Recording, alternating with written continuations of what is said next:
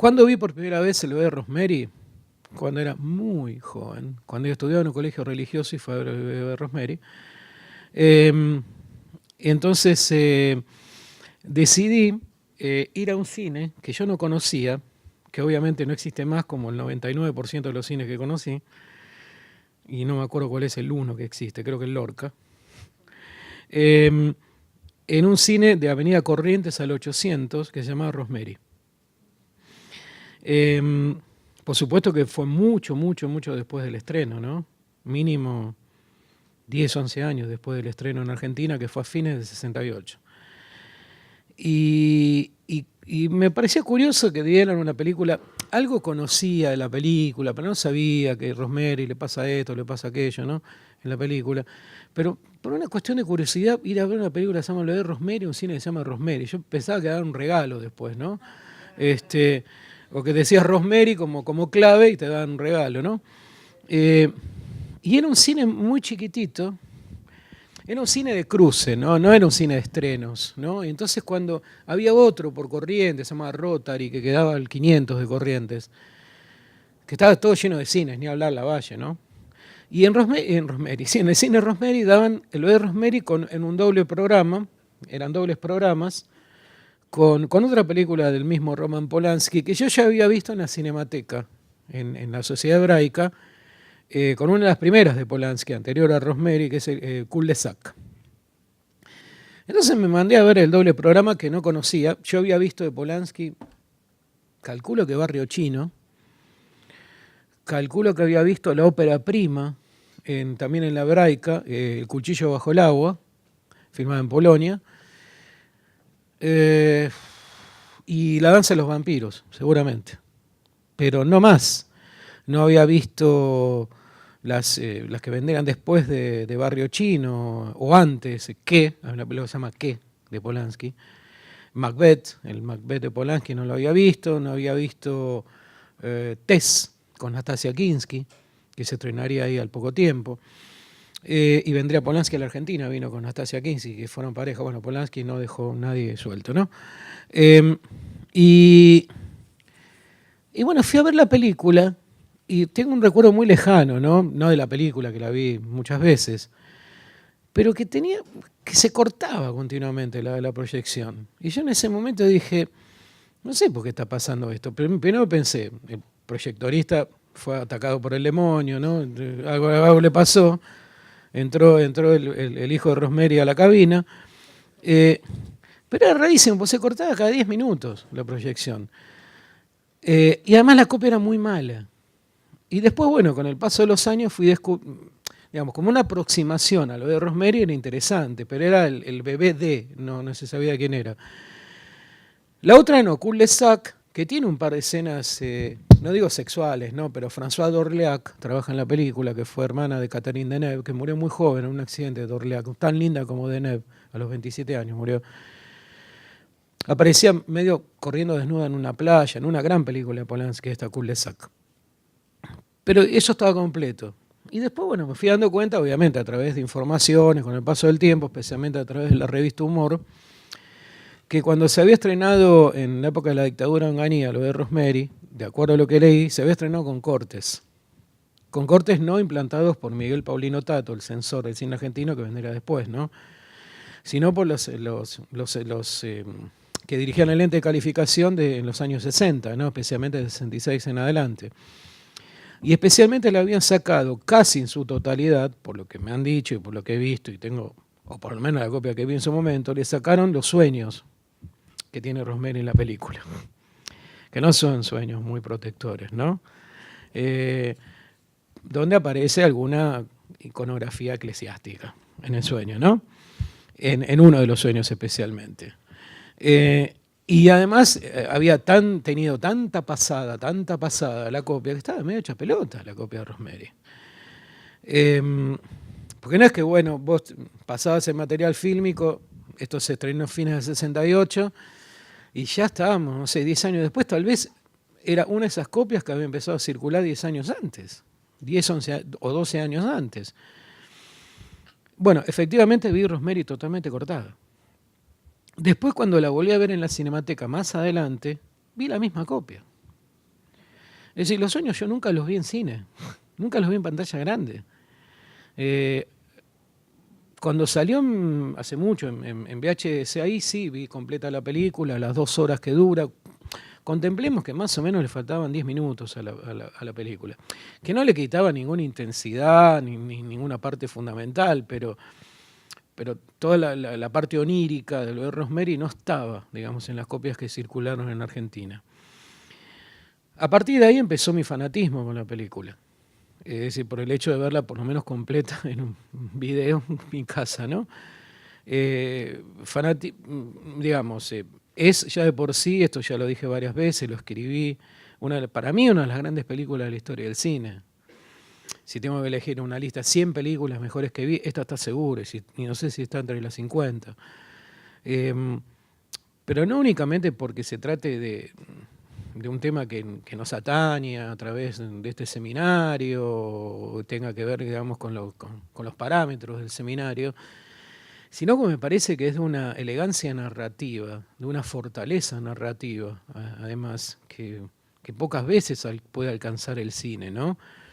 Porque partiendo de la base que la mayoría de ustedes vio la película o la conoce, por dónde va la historia, todo parte de un gran engaño, ¿no? Imagínense cuando, más allá de que muchos espectadores de la época seguramente habían leído La semilla del diablo, ¿no? El libro de Ira Levin, en el que está basado Rosemary. Pero ponele que mucha gente no había leído el libro y entraba a ver la película sin prejuicio alguno, sin preconceptos, ¿no? Sin predefiniciones. Y se encontraba, digamos, con una historia que tiene que ver con este matrimonio joven, con esta pareja joven, Mia Farrow y Cassavetes, con los viejitos vecinos, y empiezan a pasar cosas extrañas, sonidos, un gran trabajo del fuera de campo, las paredes que hablan. En el cine de Polanski, atrás de las paredes están hablando siempre. Y tiene que ver con un embarazo, y después uno empezó a investigar, cuando la película se estrenó en muchas partes del mundo, que había como ambulancias en las puertas, ¿no? Por las dudas, y que se recomendaba que no fuera, obviamente, embarazadas, que no fueran a ver la película, y muchas no fueron, obviamente. Y cuando uno se encontraba con semejante película, o cuando uno se encuentra con esta película que tiene casi 50 años, ¿no? Fíjense cuántas películas se hicieron hace 50 años que siguen siendo buenas, pero tal vez en algún punto tengan que ver con esa fecha, con ese contexto, con ese paisaje, ¿no? Y películas que se hicieron, como siempre digo, ¿no? El año pasado, o sea, envejecieron más que Rosemary, ¿no? Las que se hicieron el año pasado o anteayer. Son esos clásicos, digamos, intocables de la historia del cine. Pero a veces algunos clásicos intocables, como son intocables, no se los analiza, porque son los clásicos que no hay que tocar. No sé, para mí Casablanca no es una obra maestra, pero me cuesta decirlo en voz alta esto. Lo mismo que Lo que viento se llevó. Para mí son películas menores, pero a veces tengo amigos que me peguen si digo esto, ¿no? Pero estoy convencido que no están entre mis películas preferidas, y son esas películas póster, ¿no? Que están en todos lados. Pero en el caso de Rosemary, es una de esas películas que atrapan desde el comienzo mismo, ¿no? Desde el momento en que tienen que correr un mueble. El matrimonio tiene que correr, el joven matrimonio en la gran ciudad de Nueva York tiene que correr en un mueble con la ayuda del agente inmobiliario, y le resulta raro que ese mueble esté ahí. Y resulta todo extraño en esa casa, en esa enorme casa donde vive esta pareja, ella y este actor dentro de la película que hace Cassavetes, acá como actor, no como director, que no liga ningún papel importante para hacer en teatro el personaje, y que de un día para el otro va a empezar a cambiar su vida. Cuando aparecen Cindy Blackmer y él y la enorme Ruth Gordon, ella, los vecinos, uno dice, imaginen que ustedes no saben de qué va la película, uno puede llegar a sospechar, bueno, la película se está yendo al grotesco, ¿no? Cómo se viste esta gente, qué molestos que son, qué incómodos que son, qué amables que son, pero al mismo tiempo qué hinchas que son.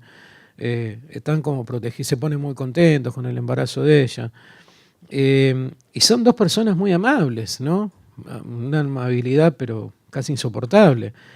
Pero, y ahí uno se engancha, digamos, con la película también, o sigue enganchado, ¿no? Pero no sabe hacia dónde va a rumbear la película.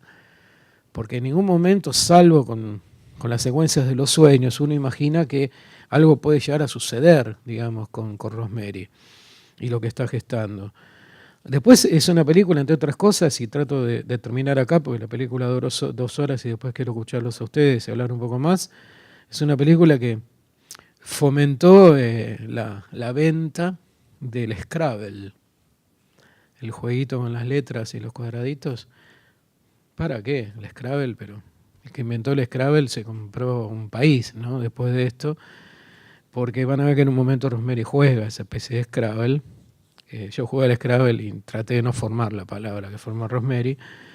Eh, y tiene también que ver en la película, entre tantas lecturas posibles que se puede hacer, por supuesto con el temor al embarazo, con el temor a que se te apropien del hijo que estás gestando, pero al mismo tiempo con la sospecha con el que está al lado, ¿no? La idea de la paranoia está constantemente reflejada. Nazca o no nazca el hijo del demonio, es un trabajo, un estudio sobre la paranoia también de una mujer. Que si se resuelve o no, favorablemente o no, a favor del demonio, estoy aclarando, ¿no? La historia final, cómo Polanski desarrolla la psiquis del personaje de Mia Farrow. A mí me parece notable, ¿no?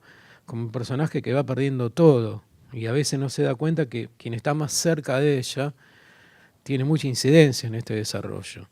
Yo mandé en el Facebook 4 fotos que descubrí en internet que me parecieron notables. Creo que esta semana mandé 500 fotos de la película, más o menos.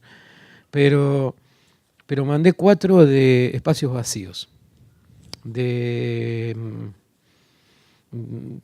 bueno, un personaje que está en el fondo del plano, por ejemplo, en el fondo de la foto, ¿no? Obviamente, y que todo esto está vacío, ¿no?